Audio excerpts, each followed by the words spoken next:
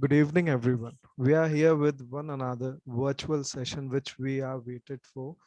And today with us, we yet another one student who will discuss about the Ayush system, what we are looking for. So I'll introduce today's speaker with us. She's pursuing her BMS from the Shushruta Ayurvedic Medical College. She's Ankita Singh with us, and she's right now working in Bangalore. And I hope this session will help each and every individual in understanding the different perspective of Ayurveda from her. Thank you so much, ma'am, to come on our platform. Thank you. Thank you for the brief.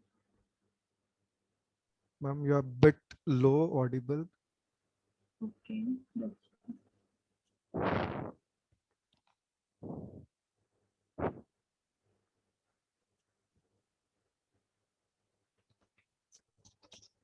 Now? Yeah, it's Now perfect. it's fine? Yeah, it's Okay. okay. So we'll start our question and answer session, the virtual Ayurveda talk, and this is the fourth talk today we are here.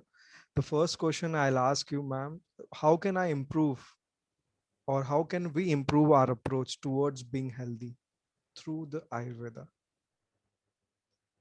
See, health is a big, like, vast concept. You already know, like, health is not just a physical thing or just mentally. Like, a person, it should be completely healthy, physically, mentally, in all aspects. So, Ayurveda deals with that, even physically, mentally, and through your lifestyle.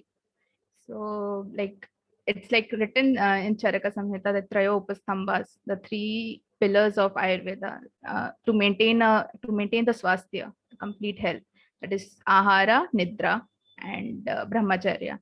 So we are not going to talk here about Brahmacharya, but we can include this two things, that is the food, that Ahara and the Nidra, the food we intake and the sleep. That's the two most important thing we should include in our lifestyle, like proper food, healthy food, balanced diet, and a proper sleep, which plays a very important role. And the current generation, like, it's nidra, like they hardly sleep for 3 to 4 hours, and then complications, that they suffer with various diseases, mental diseases, stress, anxiety. So, like, these two things, like, Ayurveda mainly focuses on.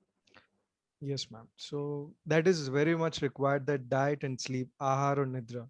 If we Yeah. all follow, we can change the ideal situation of health, what we discuss.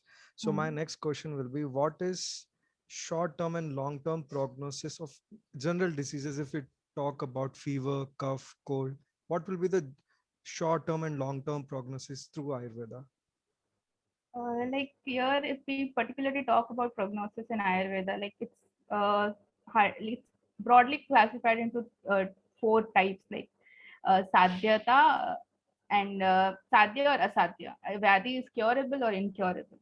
So if disease is curable, like, it many factors plays a role, like a person's prakriti, a person's body constitution, where the person lives.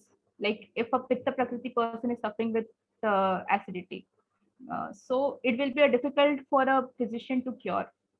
So I'll like, if a vata vyadhi, for example, any arthritis or any bone related disorder, and a patient's prakriti, or for a layman's term, we can tell the body constitution. If a vata vyadhi person is suffering with vata disease, so it becomes difficult for a physician to cure. And the where the person lives, the even the season, the ritu plays an important role, the lifestyle of the patient.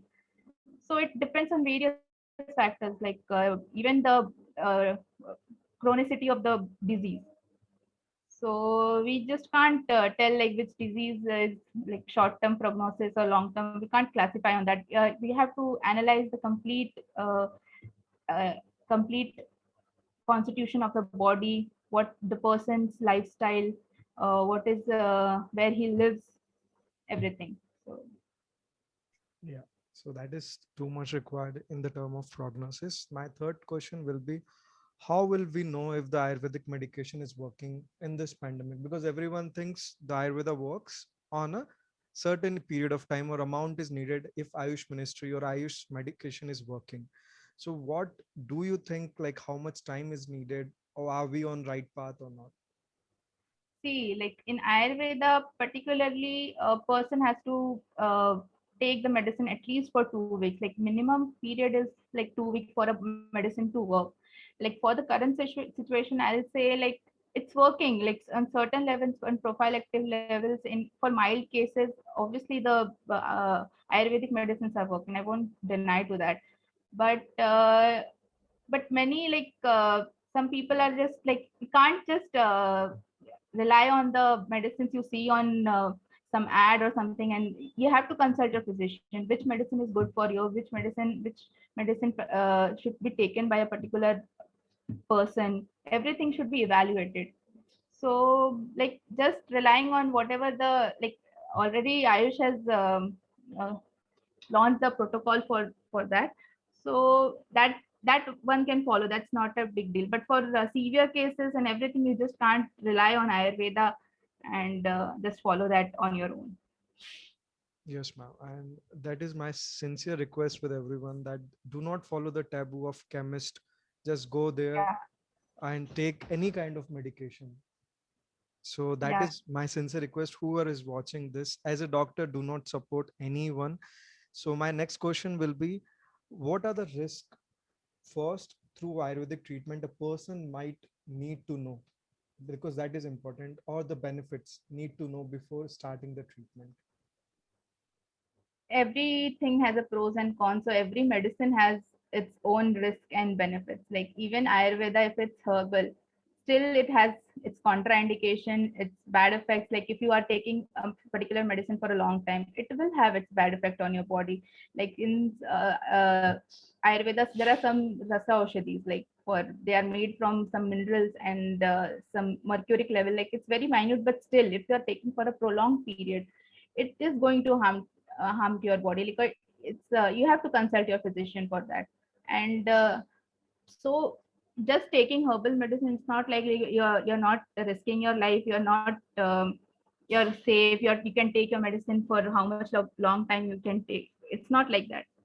So consult your physician and then take any medicines. Everything has its side effects. So even Ayurveda has its side effects. Yes. So that is always known. That is why a doctor is required for everyone to consult and then follow the process. Yeah, sure. So my next question will be, what are the Ayurvedic treatments which you feel or which you believe that is required to reach optimal health? Optimal means what we think is ideal health in this situation. See, like in current situation or just Most of the general. time, what we should believe. So like for it's mentioned in many of the samhitas and Ayurveda. It's mentioned like for you can go for Ritu Shodhana. Like it's really beneficial. Ritu Shodhana, you can just Panchakarma therapy, which is advised for maintaining the balance, maintaining the normal doshas of the body. So you can just go for Ritu Shodhana, any Panchakarma treatment, but you have to consult your physician for that.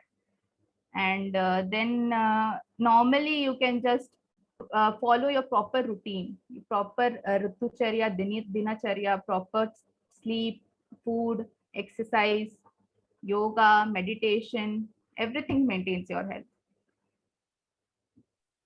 Yeah, definitely the system of Ayush or integrative system, what we believe that is required for every system to understand the pros and cons and benefits of every system. So my next question will be, how patients can take an active role in their care and safety in this pandemic through Ayurveda, because everyone cannot go out to the hospital and take treatment. So how do a patient can take care of himself right now through Ayurveda? Right now, Ayush has already launched the protocol, so I'll just give a glance of it. Like gargle, first you follow the main social distancing, wear your mask, do not go out without any uh, reason. Then for dietary purpose, you can follow all the measures which have been given. Have golden milk, take 150 ml of milk, add a pinch of turmeric, warm it, and then you can take that every day. Then Ayush Kada, you can take Buduchi Sattva, Buduchi Ghanavati. These all medicines are been prescribed by Ayush itself. So, and these are easily available, and there's no harm in taking without any without any physician's prescription. You can easily get this. Definitely, and this is required to know to every individual that they should follow the Ayurvedic medication, the protocol what government has prescribed. Yeah. And my next question will be, how can we improve awareness of our Indian system of medicine? How you think that we can improve First the of all, just awareness? don't follow anything you see on the internet. So you like for every pathy there are certain physicians. Like for Ayurveda, there is a BMS doctor. So don't just follow whatever you see on internet. Just don't follow that. There would be create a lots of awareness among the people, and then you just consult any doctor. Like you must be having many physicians, BMS doctors. You just consult them. Without any consultations, you're taking medicines, and if you're having side effects, and you're blaming the like traditional medicines. That's not right, actually. Like my question was, I just repeat, like how you will increase awareness. Like if I'm a student of a BMS, suppose, but I'm not feeling confident that this system is very good rather than conventional system of medicine that is allopathy. So how you'll create the awareness throughout community in Ayush or other those who are the common people in that? For that, already our government of India has taken various steps regarding Ayush, including it in the normal system of medicine by including Ayush even in the PHC centers. So with that we can do, and even like awareing people about it through our like social media, everything we can include through it. Yeah, definitely social media is a very important role to improve our system awareness. There will be one or two questions which I'll ask on the perspective of students. How your journey started in Ayurveda and what is your motivation to take this as a career? Because this is not a 1 year, 2 year course. It's a 5.5 years journey. So how you motivated yourself and started career in Ayurveda?